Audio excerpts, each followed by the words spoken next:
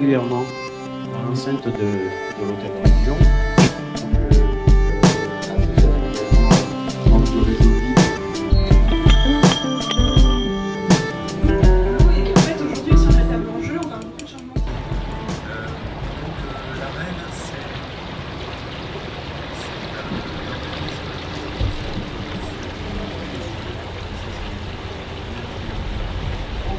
Nous, on pense que la norme seule n'est pas suffisante pour nous garantir la durabilité des choses.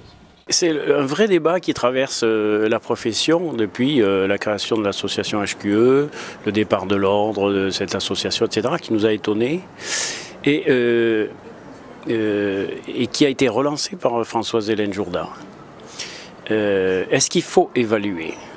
Le protocole de Kyoto et puis j'espère le protocole futur de Paris nous imposent des résultats. Sinon, c'est la catastrophe climatique. Donc, si résultat il doit y avoir évaluation. Pour nous, ce n'est plus discutable. La plupart des normes sont élaborées dans des cabinets par souvent un certain nombre de lobbies qui sont même obligés de payer pour élaborer ça. Ce n'est pas fait par les professionnels de terrain et nous on veut que ça soit fait par les professionnels de terrain avec les utilisateurs et de manière publique et transparente. Un projet doit passer 3 fois en commission.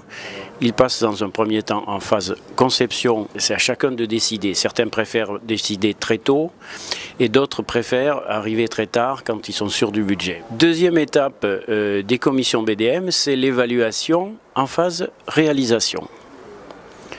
L'accompagnateur est tenu de vérifier pendant la réalisation que toutes les exigences ont été réalisées.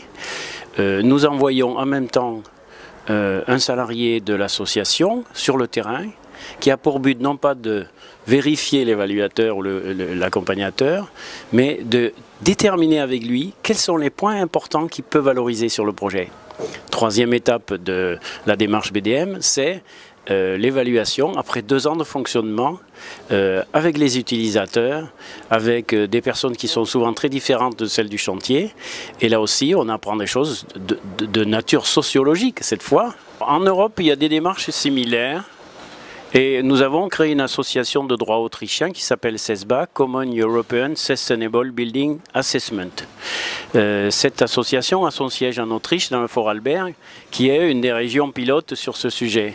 Mais il y a aussi nos amis espagnols de Verde, il y a les amis de Protocol Itaca en Italie, il y a des Tchèques, il y a des Allemands. Voilà, donc c'est quelque chose qui est en train de se développer et nous sommes en train de faire du lobbying auprès de la DG Environnement de Bruxelles pour que ces démarches soient elles aussi reconnues.